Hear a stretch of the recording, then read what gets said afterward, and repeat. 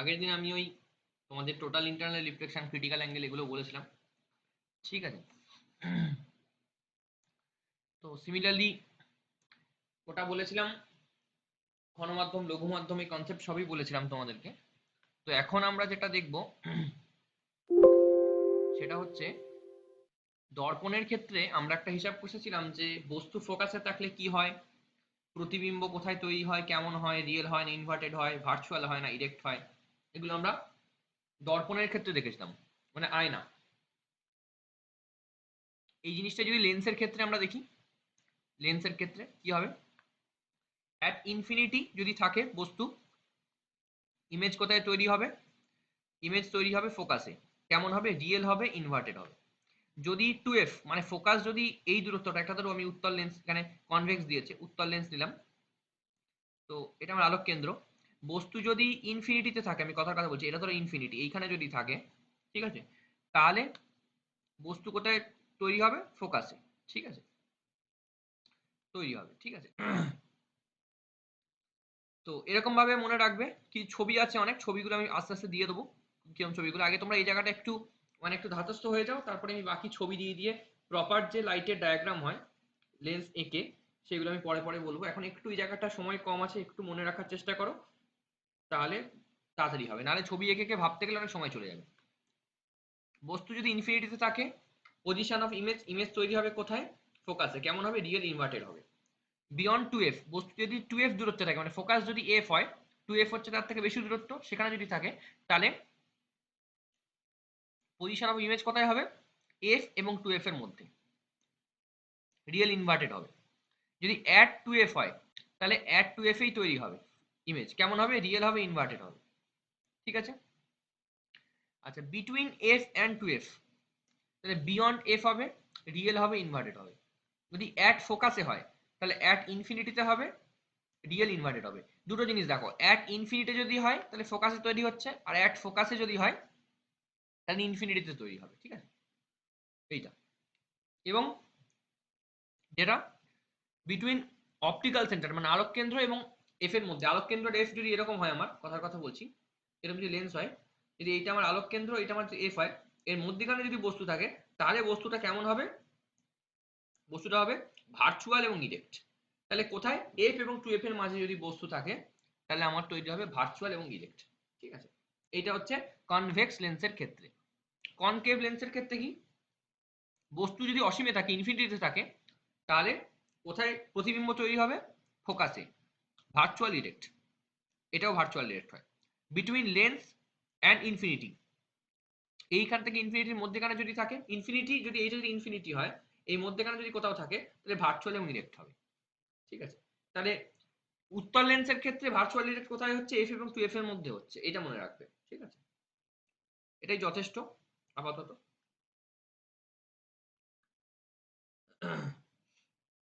বেশ, চলো এরপরে আমরা আসছি যে থিওরি, সেটা হচ্ছে ডিসপারশন অফ লাইট, ঠিক আছে, ডিসপারশন অফ লাইট, এটাতে আমরা আসছি। দেখো ডিসপারশন অফ লাইট কি বলছে,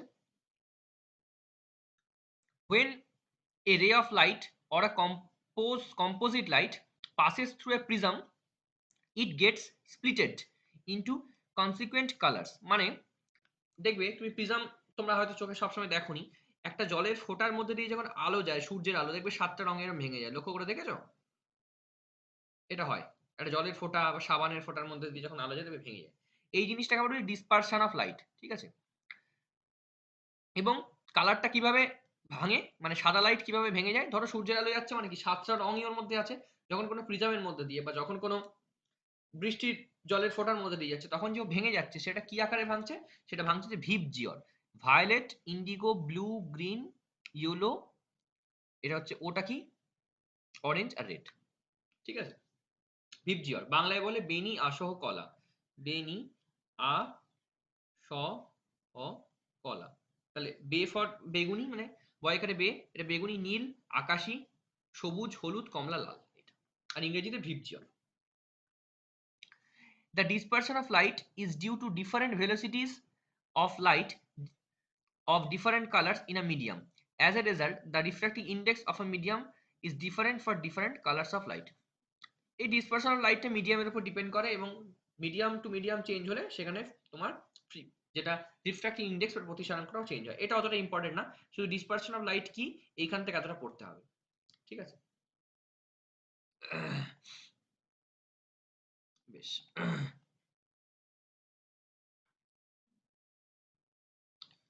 বেশ এরপরের টপিকটা ইয়েতে যাচ্ছি আমরা আরো, সেটা হচ্ছে প্রাইমারি রেনবো। এই যে রেনবো আমরা ছোট থেকে দেখি, রামধনু যেটা, is form due to refractions and one total internal reflection. একটা প্রাইমারি রেনবো, একটা প্রাথমিক রেনবো হতে গেলে কি শর্ত লাগে? দুটো রিফ্র্যাকশনস লাগবে এবং একটা টোটাল ইন্টারনাল রিফ্লেকশন লাগবে। এইটা of light falling on raindrops, মানে বৃষ্টির ফোঁটা এরকম যে আকাশে আছে, এখানে রেনবো হতে গেলে, প্রাইমারি রেনবো হতে গেলে কি লাগবে? দুটো রিফ্র্যাকশনস লাগবে আর একটা টোটাল ইন্টারনাল রিফ্লেকশন লাগবে। The primary rainbow, the red color is on the convex side and the violet on the concave side. Primary rainbow has an angular width of 2 degree, এটা মনে রাখতে পারো 2 degree, at an average angle elevation is 41. এটা লাগবে না অতটা, তোমাকে মনে রাখতে হবে যে একটা প্রাইমারি রেনবো হতে গেলে দুটো রিফ্র্যাকশনস আর একটা টোটাল ইন্টারনাল রিফ্লেকশন লাগে। সেটা ভিপ জিওন ভায়োলেট থেকে শুরু হয় গিয়ে রেডে শেষ হয়, ঠিক আছে? এরকম।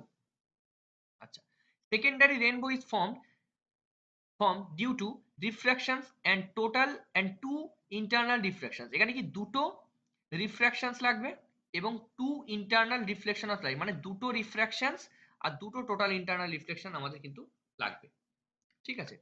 এটা, এবং এর অ্যাঙ্গুলার উইডথ হচ্ছে 3.5 ডিগ্রি, এইটুকু মনে রাখতে হবে। থিওরি অফ কালার্স আর প্রাইমারি কালার্স দুটো একসঙ্গে বুঝে নাও।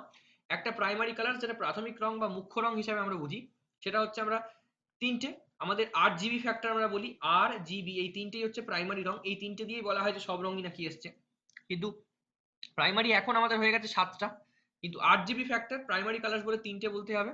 সেটা হচ্ছে ব্লু, রেড আর গ্রিন, এই তিনটে মিশে হোয়াইট রং তৈরি হয়, ঠিক আছে? এটা হচ্ছে প্রাইমারি। প্রাইমারি রেনবো আর সেকেন্ডারি রেনবো যেটা বলছো না, বলো। হ্যাঁ, তো ওটা মানে কোথায় কোথায়, মানে আমরা যেটা দেখছি সেটাই তো রেনবো, কোনটা প্রাইমারি বলছে কোনটা সেকেন্ডারি বলছে? মানে আমরা যে রেনবোটা দেখছি চোখে, ওটা প্রাইমারি সেকেন্ডারি কম্বাইন্ড থাকে, ঠিক আছে? প্রথমেই অত মোটা রেনবো তো হয় না, অল্প না, অল্প। হ্যাঁ, প্রথমে রেনবো হতে গেলে শর্তটা প্রাইমারি রেনবো যেটা হালকা যেটা থাকে, তারপরে তো গাঢ়ত্বটা বাড়ে, তখন ওই হালকা হয়, আচ্ছা, তখন বিষয়টা চেঞ্জ হয়, ঠিক আছে? মানে প্রাইমারি ক্ষেত্রে যখন আসছে তখন এইগুলো দরকার আছে, ঠিক আছে। আচ্ছা, তো এই কম্পার্টমেন্ট অফ কালার্স এগুলো আমাদের অতটা লাগবে না, ঠিক আছে? এগুলো মোটামুটি ইয়ের জন্য অতটা লাগবে না এখন। আচ্ছা, কোন কাগজে কি কালার আমরা দেখতে পাই? White paper in white light, সাদা দেখি।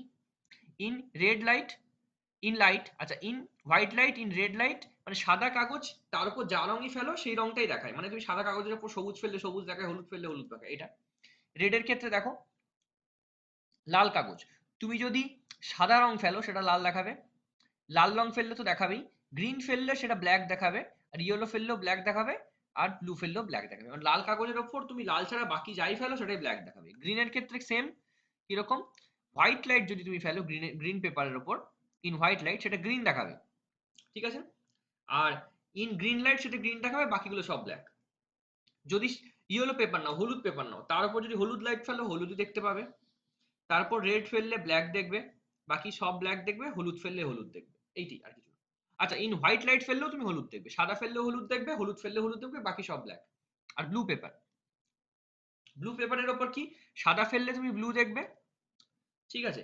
আর তোমার ব্লু ফেললে ব্লু দেখবে, বাকি সবগুলোতে তুমি ব্ল্যাক দেখবে। এইটা, এইটা তোমার অত জাস্ট মনে রাখার মতো বিশাল কিছু বিষয় না, ঠিক আছে? এখানে প্রাইমারি কালার ব্যাপারটা কি সেটুকুন জানলেই হবে। কিন্তু এরপরে যে জিনিসটা আছে সেটা হচ্ছে স্ক্যাটারিং অফ লাইট। এটা প্রশ্ন করে একটাই প্রশ্ন করে যে আকাশ কেন নীল? 4টে option, scattering, dispersion, reflection, refraction, কোনটার জন্য হয়? তুমি যেন অবশ্যই বলতে পারো আকাশের রং নীল হয়, blue colour sky is due to scattering of light, এটা অবশ্যই ইম্পর্টেন্ট। এটাই এখান থেকে প্রশ্ন জিজ্ঞাসা করে, ঠিক আছে? ব্লু কালারস অফ লাইট কেন হয়? এটা জিজ্ঞাসা করা। আচ্ছা, when light waves fall on a small bodies such as a dust particle, এই যে বায়ুমণ্ডলে যে ধূলিকণা রয়েছে তার মধ্যে যখন সূর্যের আলো এসে পড়ে, অথবা ওয়াটার পার্টিকেলেরও পড়তে পারে কিছু water particles in suspension, suspended particles are colloidal solution, they are thrown out in all direction, this phenomenon is known as scattering। মানে একটা আলো এসে যখন পড়ে সেটা চারদিকে যে ঠিকরে বেরোয়, স্ক্যাটার্ড করে, ছিটকে যায়, সেই থিওরিটাকে আমরা বলি স্ক্যাটারিং অফ লাইট। কখন হয়? একটা লাইট পড়ছে ধূলিকণার উপরে, ধূলিকণার সারফেসটার উপরে লাইটটা পড়ছে, ওই লাইটটা বিভিন্ন দিকে ছিটকে যাচ্ছে, এই ঘটনাটাকে বলি scattering of light. Scattering of light is maximum in case of violet colour. এটা অবশ্যই মনে রাখবে, কোন রঙের ক্ষেত্রে স্ক্যাটারিং সবচেয়ে বেশি হয়, সেটা ভায়োলেট কালার। আর মিনিমাম হয় কার ক্ষেত্রে? রেড এর ক্ষেত্রে। একটা ম্যাক্সিমাম মনে রাখলেই হবে। তুমি দেখো ভিপ জিআর জানো, জিওর এর ক্ষেত্রে যদি বলা হয় ম্যাক্সিমাম হচ্ছে লালের ক্ষেত্রে, তাহলে অবশ্যই তুমি ইয়ের ক্ষেত্রে, রেড এর ক্ষেত্রে তখন মিনিমাম পাবে এটা। ঠিক আছে, বেশ, এই হচ্ছে স্ক্যাটারিং অফ লাইট।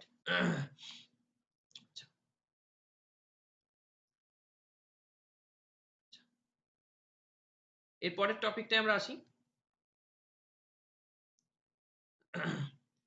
দেখো, আচ্ছা, দ্য ব্রিলিয়ান্ট রেড কালার, সূর্যের যে লাল রং, ইজ অফ রাইজিং সান, মানে যখন সূর্য যখন উঠছে এই লাল রংটাতে দেখছি, সেটা কার জন্য হচ্ছে? Scattering of light. এটাও মনে রাখবে, সূর্যের উদীয়মান সূর্যের ক্ষেত্রে যে লাল রং, হ্যাঁ, সেইটা আমরা পাচ্ছি হচ্ছে ইয়ের ক্ষেত্রে, স্ক্যাটারিং এর ক্ষেত্রে, এইটা। এবারে আসছি ইন্টারফিয়ারেন্স। এখানে উপরিপাত টাইপের জিনিসে একটা লাইটের উপর এসে পড়ে, একটা তরঙ্গ একটা তরঙ্গের উপর এসে পড়ে, এটা হচ্ছে মেন থিঙ্কিং। ইন্টারফারেন্সটা মনে রাখবে দু ধরনের হয়, ঠিক আছে? একটাকে আমরা বলি কনস্ট্রাকটিভ গঠনমূলক, একটাকে বলি ডিস্ট্রাকটিভ ধ্বংসাত্মক। আগে ইন্টারফারেন্স বিষয়টা কি আমরা বুঝি। when two light waves, মনে করো এরকম একটা লাইট ওয়েভ আছে, আরেকটা লাইট ওয়েভ আছে, ঠিক আছে, একই ফ্রিকোয়েন্সি বা কিছু একটা, এরকম আমি অন্য কালার দিয়ে আঁকি। ধরো এরকম একটা লাইট ওয়েভ আছে, হুম, তো when two light waves of exactly same frequency and constant phase difference travel same direction and superimpose, then the resultant intensity in the region of superposition is different from the intensity of the individual waves. This modification of intensity of light in the region of suspension is superposition is called the interference of light. Interference of light two type, এটা বললাম, মানেটা কি? একটা তরঙ্গ থাকবে, তার frequency এবং ফেজটা constant থাকবে, সেম থাকবে, আরেকটা লাইট থাকবে তারও সেম কেস, সে যখন একটা লাইটের উপর এসে পড়বে, তখন কোথাও কোথাও তার ইন্টেন্সিটি বাড়ে, কোথাও কোথাও ইন্টেন্সিটি কমে। এই যে একটা লাইটের উপর এসে উপরিপাত হচ্ছে, এটাকে আমরা ইংরেজিতে বলি সুপার ইম্পোজ বা সুপার পজিশন। মানে ধরো তোমার বাঁ হাতটা আর আমার বাঁ হাতটা বা একসাথে মিলে গেল, ঠিক আছে, তখন কি হবে? দুজনে একই রকম একটাই হাত হয়ে যাবে, সেটার ক্ষেত্রেও তাই। কিন্তু হাত দুটো যখন একসাথে মিশবে, তখন কি হবে? হাতের থিকনেসটা বাড়বে, কারণ একটা হাত একটা হাতের উপর এসছে, ঠিক আছে? সেই রকম জিনিসটা দুটোকে সুপার ইম্পোজ করা বলে, একটা একটার উপর মিলিয়ে দেওয়া, ঠিক আছে? একটা কাগজের পাতা নাও, আরেকটা কাগজের পাতা নাও, দুটোকে একসঙ্গে মিলিয়ে দাও, কি হলো? দুটোর উপরই চেপে থাকলো, কিন্তু থিকনেসটা বাড়লো। এই ক্ষেত্রে কি থিকনেস তো বাড়বে না, আমরা বলবো কোথাও ইন্টেন্সিটি বাড়বে, কোথাও ইন্টেন্সিটি কমবে। এই সুপার পজিশন অফ লাইটের ফলে ইন্টেন্সিটি বাড়া এবং ইন্টেন্সিটি কমা, এই ঘটনাটাকে আমরা বলি ইন্টারফারেন্স। সম্ভবত ইন্টারফারেন্সের বাংলা হচ্ছে তরঙ্গের উপরিপাত, এরকম কিছু একটা ছিল বাংলাটা, আমি বাংলাটার মধ্যে মনে নেই, ঠিক আছে? তো এটা হচ্ছে ইন্টারফারেন্স। কনস্ট্রাকটিভ ইন্টারফারেন্স কি? একটা পয়েন্টে যেখানে ইন্টেন্সিটি দুটো ওয়েভের ক্ষেত্রে মিট করছে, রেজাল্টেন্ট ইন্টেন্সিটি যদি বাড়ে, তরঙ্গের উপরিপাতের ফলে ইন্টেন্সিটি যদি বাড়ে বা ম্যাক্সিমাম হয়, সেটাকে আমরা বলবো কনস্ট্রাকটিভ। আর যেখানে ইন্টেন্সিটি কমবে, সেগুলোকে আমরা বলবো মিনিমাম ইন্টেন্সিটি যখন কমবে, তখন সেটাকে আমরা বলবো ডিস্ট্রাকটিভ ইন্টারফারেন্স। বোঝা গেছে? এইটুকুন বোঝা গেছে কিনা বলো? কোনো প্রশ্ন থাকলে করে নাও।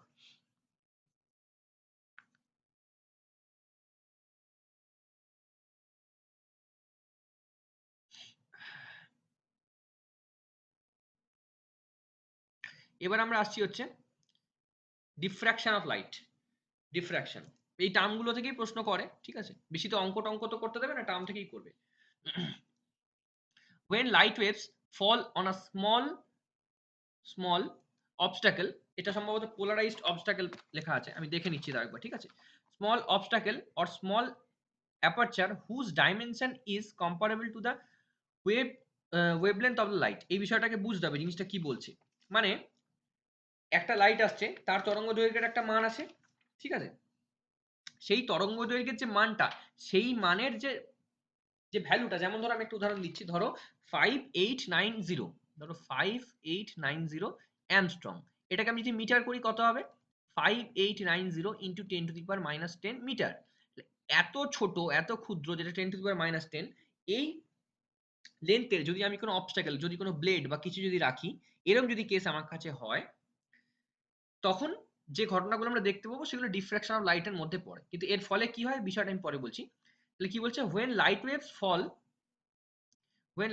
fall on a small obstacle, ঠিক আছে, স্মল অবস্টাকেল, তখন এবং whose aperture বা whose dimension is comparable to the wavelength of light, then there is a এটা লেখাটা বোঝা যাচ্ছে না, then there is a departure from rectilinear propagation and light energy enters into the region of geometrical shadow. The spreading of light energy beyond the limit prescribed by rectilinear propagation light is called diffraction of light. জিনিসটা কিরকম?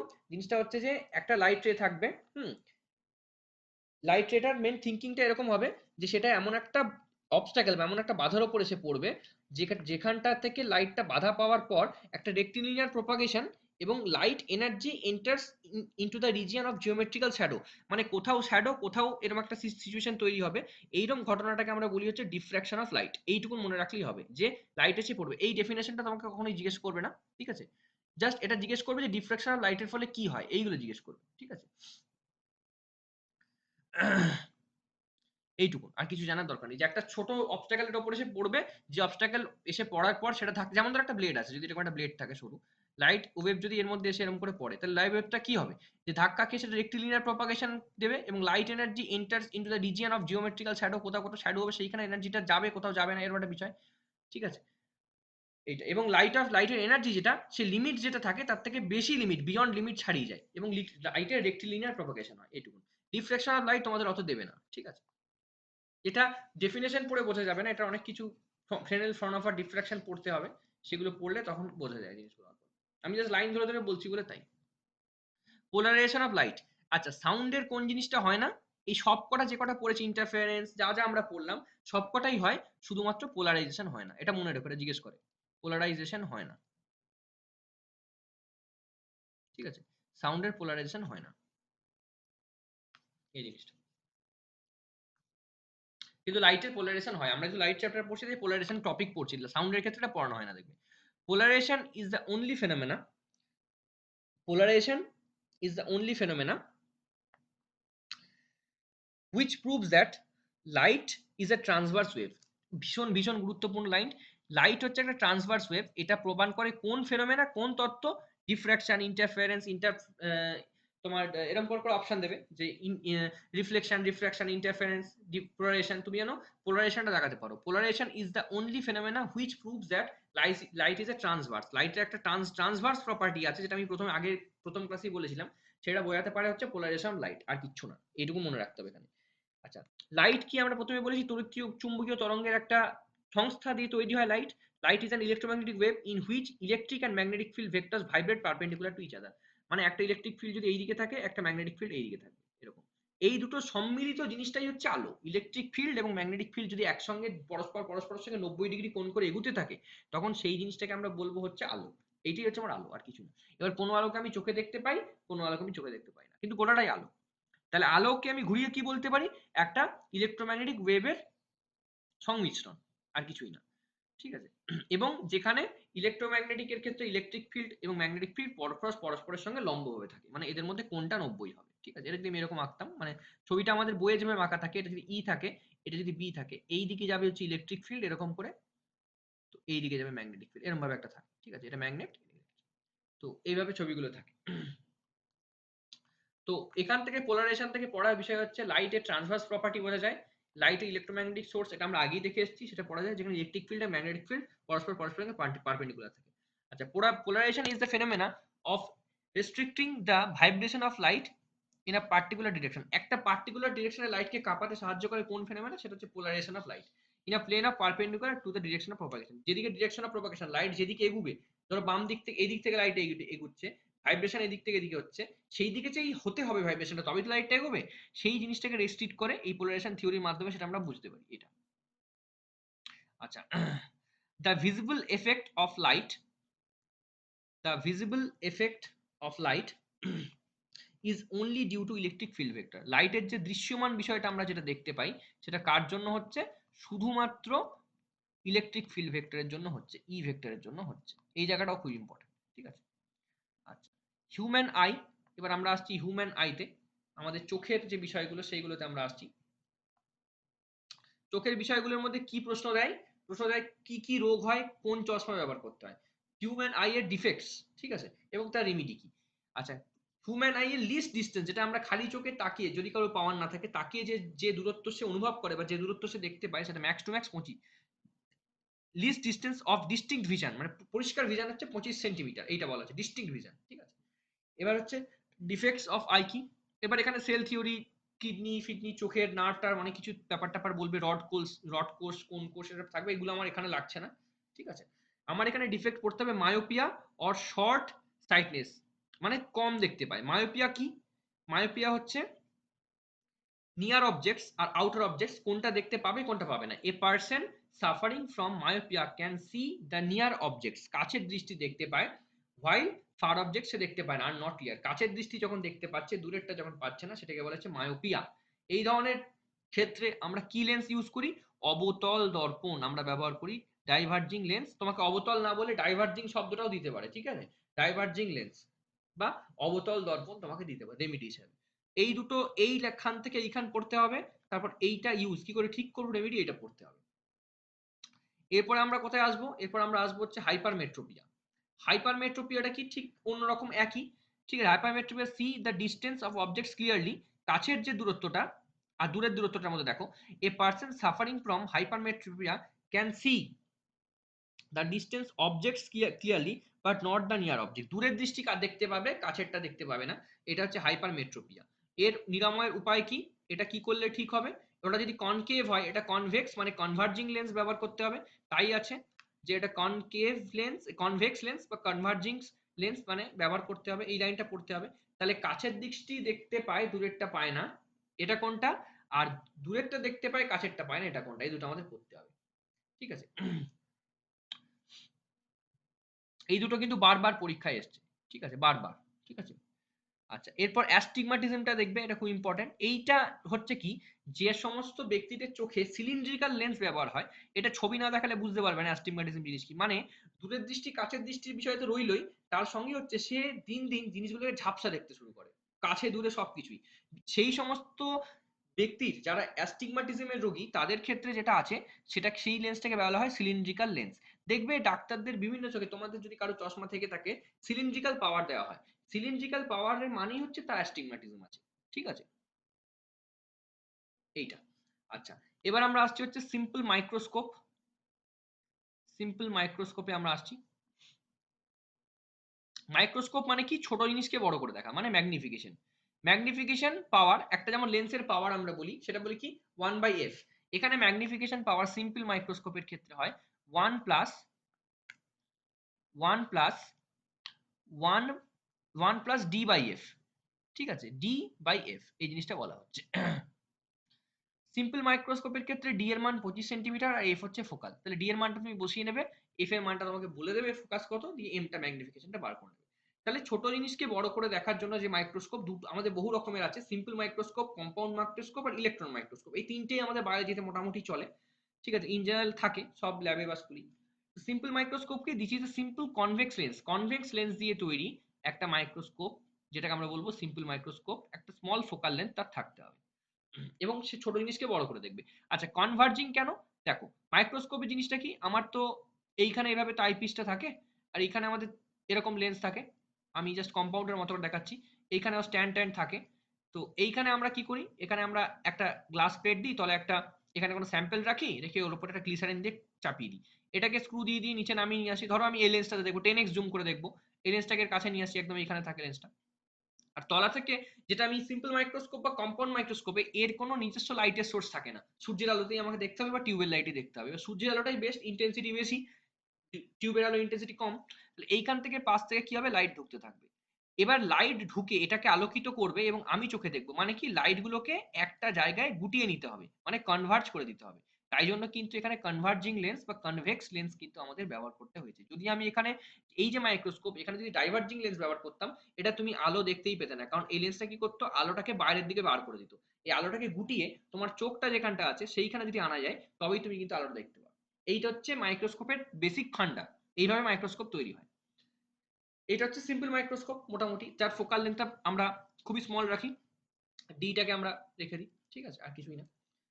D একটা factor, microscope অনুযায়ী change হয়। আচ্ছা, compound microscope কি? It consists of two convex lenses. Simple মাইক্রোস্কোপে একটা convex lens থাকে, কম্পাউন্ড মাইক্রোস্কোপে দুটো কনভেক্স লেন্স থাকে এবং কোঅ্যাক্সিয়ালি থাকে, ঠিক আছে, অ্যাক্সিসের উপরে পরস্পর পরস্পর কোঅ্যাক্সিয়াল থাকে। ফিটেড ইন আ হলো টিউব, এই যে আমি টিউবগুলো এঁকেছি, হলো টিউবের মধ্যে ফিট থাকে এবং আইপিসটা আমরা উপরে থাকি, এবং কাজটা কি, সেই ছোট জিনিসকে বড় করে দেখা, আর কিছুই না। তাহলে কম্পাউন্ড মাইক্রোস্কোপ আর সিম্পল মাইক্রোস্কোপের মধ্যে ডিফারেন্স কি, দুটো যখন আমি লেন্স লাগাচ্ছি, যে ছোট জিনিসটাকে আমি 10x জুম করে দেখছি বা তোমার 20x জুম করে সিম্পল মাইক্রোস্কোপে দেখছি, সেটা আরো বেশি করে 50x 60x 100x জুম করে আমি দেখতে পারবো। কিন্তু লাইটের সোর্স কিন্তু সেই সানলাইট, বাইরে থেকে কোনো লাইট লাগানোর ব্যবস্থা কিন্তু হয় না। এখন কিছু কিছু চাইনিজ মাইক্রোস্কোপ বেরিয়েছে, তারা এই তলাতে এখানে টর্চ মতো সিস্টেম সেট করে দিচ্ছে, সেগুলো দিয়ে ওরা অনেক দেখছি এই জিনিসগুলো। তো কম্পাউন্ড মাইক্রোস্কোপ, সিম্পল মাইক্রোস্কোপ এবং ইলেকট্রন মাইক্রোস্কোপ, এই তিনটে জিনিসেরই কাজ কিন্তু সেম, আলাদা কিছু নেই। কিন্তু কোনটা কিভাবে তৈরি হচ্ছে, যখন দুটো কনভেক্স লেন্স লাগাচ্ছি, তখন কি হচ্ছে, আলোকে আমি কনভার্ট করছি, আরো আলোর পরিমাণ আমি বাড়াতে পারছি। এবং যত আমি আলোর পরিমাণ বাড়াবো এবং লেন্সের যে গুণাগুণ, কনভেক্স লেন্সের যে যে জিনিসটা, মেটেরিয়ালটা আরো যদি আমি ভালো ব্যবহার করি, তাহলে সেই কাঁচটা বা যে জিনিসটা ব্যবহার করছি লেন্সটা, সেইটা কিন্তু আরো ক্ল্যারিটি, আরো পরিষ্কার ছবি আমাকে দেবে। তাই সিম্পল মাইক্রোস্কোপে যখন আমরা দেখি, তার থেকে কম্পাউন্ড মাইক্রোস্কোপে কিন্তু ছবি আরো বেশি ক্লিয়ার আসে। এবার আমরা আসছে হচ্ছে ইলেকট্রন মাইক্রোস্কোপ। এইটা সবচেয়ে বেশি দামি, বহু দাম ইলেকট্রন মাইক্রোস্কোপের। যারা রিসার্চ স্কলার বায়োলজি, তারা এটা ব্যবহার করে তাদের স্যাম্পল টেস্ট বা এগুলো করার জন্য। তো ইলেকট্রন মাইক্রোস্কোপ কি? Electron microscope uses the beam of accelerated electrons. এই কথাটার মানে হয়ে গেল যে আমি বাইরে থেকে আলোর সোর্স লাগাতে পারি, বা আমি সূর্যালোকেও নিতে পারি, কিন্তু এখানে নিজস্ব লাইটের সোর্স রাখা হয়। সে নিজেই বাইরে থেকে, আমি ধরো একটা স্যাম্পল টেস্ট করছি, ধরো রাশিয়াতে বসে রাত্রেবেলা, রাত 2টোয়, তাহলে আমি টেস্ট আমাকে রাত্রি হয়তো করতে হবে, আমার গাইড আমাকে বলেছে, কিন্তু আমি দিনের আলোচনা করতে পারবো না, তাহলে তো এক্সপেরিমেন্ট করা যাবে না। তখন আমার লাইটের সোর্স বাইরে থেকে নিতে হবে। সেই বাইরে থেকে নেওয়ার অর্থ হচ্ছে ইলেকট্রন বিম, যেটা আলো, সেটাকে মাইক্রোস্কোপের মধ্যে দিয়ে প্রবেশ করানো। এবার এটা কিন্তু অত সহজ না, কঠিন কাজ। কারণ একটা ছোট ক্ষুদ্র স্যাম্পেল, একটা অ্যামিবা, একটা ক্ষুদ্র, তাকে আমি বড় করে দেখছি, প্লাস আমার কাছে সানলাইট নেই, বাইরে থেকে লাইটের সোর্স নিচ্ছি, এত কিছু জিনিস আমাকে এর মধ্যে করতে হয়। তাই জন্যই কিন্তু এই মাইক্রোস্কোপের দাম সবচেয়ে বেশি, এবং এর ম্যাগনিফিকেশন পাওয়ার বাকি দুটোর থেকে অনেক বেশি, এবং ছবি অনেক পরিষ্কার। তো electron microscope uses the beam of accelerated electrons as a source of illumination. এই যে আমি বারবার করে বলছি, ইলুমিনেশন মানে আলোকিত করা। এখানে আমরা কি করছি, সানলাইট, কিন্তু এখানে কিন্তু আমি বাইরে থেকে আর্টিফিশিয়াল লাইট দিতে পারি। As the wavelength of electron is shorter than the visible light, the electron microscope has higher resolving power. ব্যাস, আর কিছুই না। তিনটে মাইক্রোস্কোপ সম্পর্কে আমি বলে দিলাম, ছোট জিনিসকে বড় করে দেখার জন্য আছে, মানে ম্যাগনিফিকেশন ক্ষমতা যার থাকবে সেগুলো মাইক্রোস্কোপের মধ্যে পড়ে। এবার আমরা আসছি হচ্ছে টেলিস্কোপ। টেলিস্কোপ জিনিসটা কি? টেলিস্কোপ জিনিসটা হচ্ছে অ্যাস্ট্রোনমিক্যাল অবজেক্টস দেখার জন্য আমরা যে যন্ত্রপাতি ব্যবহার করে থাকি, সেটা হচ্ছে টেলিস্কোপ। বা সাবমেরিনের ওপর থেকে কিছু লাগাতে পারি, নাবিকরা যেটা ব্যবহার করে, সেগুলো হচ্ছে টেলিস্কোপ, ঠিক আছে। Telescope are uses to view distant objects which are not visible to naked eye. যেরকম আমি বৃহস্পতি দেখছি, আমি মুন দেখছি, আমি মানে সেলেস্টিয়াল যত অবজেক্ট আছে সবগুলো যখন দেখছি, সেগুলো হচ্ছে কি বলা হচ্ছে টেলিস্কোপ। টেলিস্কোপ প্রথমকে বলে, সেটা তোমরা জানো, গ্যালিলিয়ান টেলিস্কোপটা, আমরা গ্যালিলিওর নাম শুনেছি, ঠিক আছে। এবার টেলিস্কোপের অনেক ভাগ থাকে, সেটা হচ্ছে অ্যাস্ট্রোনমিক্যাল টেলিস্কোপ একটা বলা হয়, টেরেস্ট্রিয়াল টেলিস্কোপ বলা হয়, গ্যালিলিয়ান টেলিস্কোপ বলা হয়। এই জিনিসগুলো হচ্ছে মোটামুটি টেলিস্কোপের ভাগ। তো অ্যাস্ট্রোনমিক্যাল টেলিস্কোপ, যেটা আমরা গ্রহ, সূর্য, নক্ষত্র, তারা দেখার জন্য ব্যবহার করি, সেটা দুটো কনভেক্স লেন্স থাকে, এখানেও থাকে, কিন্তু এই কনভেক্স লেন্সের যা মূল্য, সেটা ইলেকট্রন মাইক্রোস্কোপের মূল্যের থেকেও অনেকটা বেশি রেঞ্জে চলে যায়, এবং বিশাল আকার হয়। তোমরা যদি দেখো বিভিন্ন স্পেস স্টেশন থেকে যে সমস্ত টেলিস্কোপ গুলো থাকে, ঠিক আছে, আমাদের আয়ুকা পুনেতে আছে, এগুলো সব জায়গাতে থাকে। তো এইগুলো শুধুমাত্র অ্যাস্ট্রোনমিক্যাল অবজেক্ট দেখার জন্যই আমরা মেনলি ব্যবহার করি এইটা।